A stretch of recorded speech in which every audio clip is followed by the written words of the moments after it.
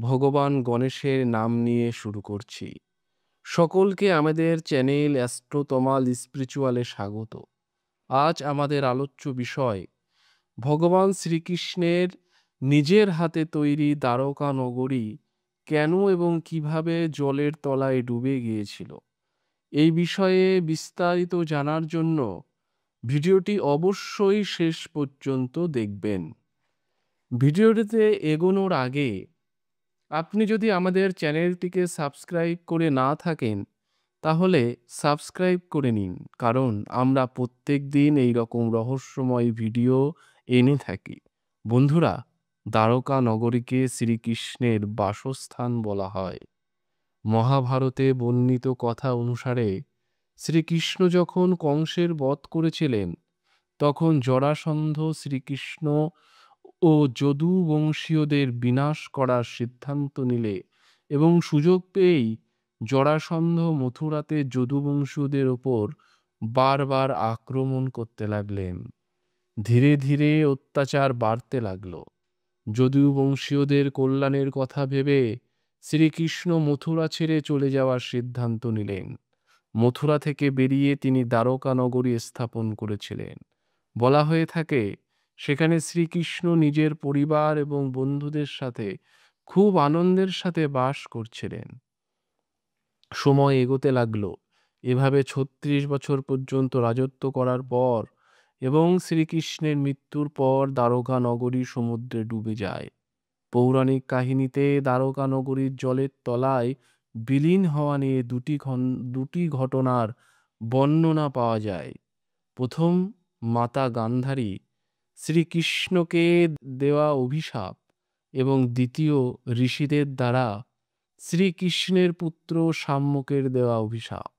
কথা অনুসারে মহাভারত যুদ্ধে কৌরবদের পরাজিত করার পর যখন যুধিষ্ঠিরের হস্তিনাপুরের রাজতিলকের আয়োজন হয়েছিল, তখন কৌরবদের মাতা গান্ধারী তার ১০০ পুত্রের মৃত্যুর জন্য শ্রীকৃষ্ণকে দায়ী করেন এবং অভিশাপ দেন যে প্রকার কৌরব বংশের বিনাশ তুমি করেছ, ঠিক সেই প্রকার যদু বংশেরও বিনাশ হবে। আবার দ্বিতীয় কথা অনুসারে মহাভারতের যুদ্ধের ৩৬ বছর পরে দ্বারকা নগরীতে বিভিন্ন অমঙ্গলজনক ঘটনা ঘটতে লাগলো। তখন একদিন ঋষি বিশ্বামিত্র, নারদ মুনি প্রমুখ সজ্জন ঋষিগণ দ্বারকাতে এলেন, যেখানে যদুবংশের কিশোরেরা ঋষিগণদের নিয়ে পরিহাস করার কথা ভাবলেন। তারা শ্রীকৃষ্ণ পুত্র শাম্যকে স্ত্রী বানিয়ে ঋষিদের সামনে নিয়ে গেলেন এবং বললেন এই স্ত্রী গর্ভবতী। ঋষিগণ তখন এর সত্যতা যাচাই করার জন্য ধ্যান করতে লাগলেন এবং যখন তারা বুঝতে পারলেন এই স্ত্রী আসলে একজন পুরুষ, তখন তারা খুব রেগে গেলেন। এরপর তারা কিশোরদের বললেন, তোমরা আমাদের অপমান করেছ, সেই জন্য শ্রীকৃষ্ণের এই পুত্র এক লোহার মুষলকে জন্ম দেবে, আর এই মুষলই হবে তোমাদের বংশের পতনের কারণ। ওই মুষালের প্রভাব থেকে কেবল শ্রীকৃষ্ণ ও বলরাম মুক্ত থাকবেন। এইদিকে শ্রীকৃষ্ণ এই কথা জানতে পারলে তখন তিনি বললেন, ঋষিদের এই কথা অবশ্যই সত্য হবে। ঋষিগণদের অভিশাপে দ্বিতীয় দিনই শাম্যক মুষলের জন্ম দিলেন। যখন এই কথা রাজা উগ্রসেন জানতে পারলেন, তখন তিনি মুষলটিকে নিয়ে সমুদ্রে ফেলে দিলেন। এরপর রাজা উগ্রসেন নগরে ঘোষণা করলেন, আজ থেকে কেউ নিজের বাড়িতে মদ্যজাতীয় পদার্থ তৈরি করবে না। যদি কেউ মদ্য পান করে বা মদ্য তৈরি করতে গিয়ে ধরা পড়ে, তাহলে তার মৃত্যুদণ্ড পর্যন্ত হতে পারে। ঘোষণা শুনে দ্বারকাবাসী মদদ্রব্য না বানানোর সংকল্প নিলেন।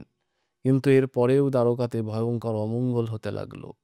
প্রতিদিন ঝড় হতে লাগলো। ইঁদুরের সংখ্যা এত বেড়ে গেল যে নগরবাসীদের থেকে ইঁদুর বেশি দেখা গেল। এই সময়ে যদুবংশীদের পাপ করতেও দ্বিধা বাড়ত না। দ্বারকার এই করুণ অবস্থা দেখে শ্রীকৃষ্ণ বুঝে গেলেন যে কৌরব মাতা গান্ধারীর অভিশাপ সত্য হতে চলেছে।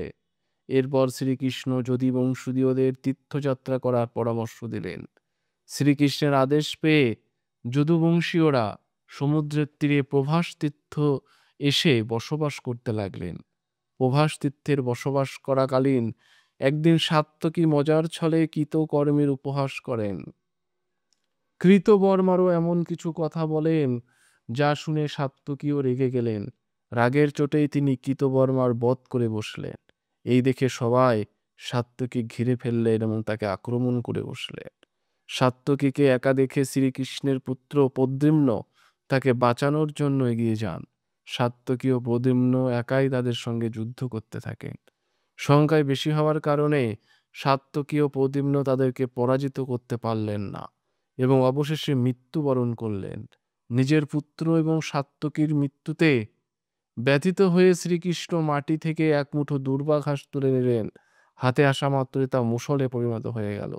যে কেউ কেউ ঘাস তুলতে সেগুলো মুষলে পরিণত হয়ে যেত। ওই মুষলের একটি প্রতিঘাতে মানুষের মৃত্যু হতে পারত। ওই সময়কালের প্রভাবেই এরপর যদুবংশরা একে অপরের সাথে লড়াই করতে করতে মারা যেতে থাকে। শ্রীকৃষ্ণের চোখের সামনেই সাম্য চারুদেষ্ণ বদের মৃত্যু হয়। এরপর শ্রীকৃষ্ণ বলরামজিকে ওই স্থানে থাকার কথা বলে দ্বারকা ফিরে আসেন। এরপর শ্রীকৃষ্ণ এই পুরো ঘটনা তার পিতা বাসুদেবকেও বললেন।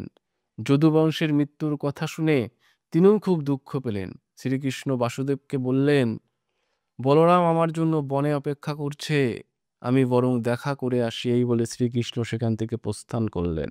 বনে গিয়ে শ্রীকৃষ্ণ দেখলেন বলরাম সমাধিবিলীন। বলরাম শেষনাগ অবতারে রূপান্তরিত হয়ে গেলেন এবং ভগবান শ্রীকৃষ্ণের কাছে আজ্ঞা পেয়ে তিনি বৈকুণ্ঠ ধামে ফিরে গেলেন। বলরামের দেহত্যাগ করার পর শ্রীকৃষ্ণ দুঃখে বনের মধ্যে চলতে লাগলেন। তিনি একটি স্থানে বসে গান্ধারের অভিশাপ সম্পর্কে বিচার করতে লাগলেন। দেহ ত্যাগ করার ইচ্ছায় শ্রীকৃষ্ণ তার চোখ বুজিলেন এবং মহাযোগ অবস্থায় তিনি মাটির উপর শুয়ে পড়লেন।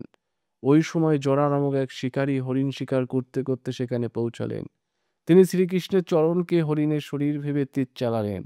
তীর চালানোর পর সে তার শিকার ধরার জন্য যখন সেখানে পৌঁছালো, তখন তিনি সেখানে শ্রীকৃষ্ণকে তীরবিদ্ধ অবস্থায় দেখে তার ভুল বুঝতে পারলেন। তখন শ্রীকৃষ্ণ তাকে আশ্বস্ত করলেন এবং হাওয়ায় বিলীন হয়ে গেলেন। এদিকে শ্রীকৃষ্ণের সারথি দারুক শ্রীকৃষ্ণের দেহত্যাগ করার ঘটনা পাণ্ডবদেরকে জানালেন। এই কথা শুনে পাণ্ডবরা খুব কষ্ট পেলেন। অর্জুন তৎক্ষণাৎ মামা বাসুদেবের সাথে দেখা করার জন্য দ্বারকা প্রস্থান করে। অর্জুন যখন দ্বারকা পৌঁছালেন, তখন শ্রীকৃষ্ণের স্ত্রীরা তাকে দেখে কান্না করতে লাগলেন। অর্জুনও নিজের চোখের জল ধরে রাখতে পারলেন না। এরপর অর্জুন বাসুদেবের সাথে সাথে দেখা করলেন এবং বাসুদেব বললেন, শীঘ্রই দ্বারকা সমুদ্রের মধ্যে বিলীন হয়ে যাবে। অতঃপর তুমি সমস্ত দ্বারকাবাসীদের তোমার সাথে নিয়ে যাও। এরপর অর্জুন দ্বারকার সদস্যদের নিয়ে ইন্দ্রপ্রস্থের দিকে গমন করলেন। তাদের সবার প্রস্থান করার পরেই দ্বারকা নগরী সমুদ্রের জলে ডুবে যায়। এইভাবেই শ্রীকৃষ্ণ নিজের হাতে তৈরি করা দ্বারকা নগরী জলের তলায় ডুবে গিয়েছিল। বন্ধুরা, আজকের ভিডিওটি ভালো লেগে থাকলে অবশ্যই একটি লাইক করবেন এবং এই রকম পৌরাণিক কাহিনী জানার জন্য আমাদের চ্যানেলটিকে সাবস্ক্রাইব করে রাখুন।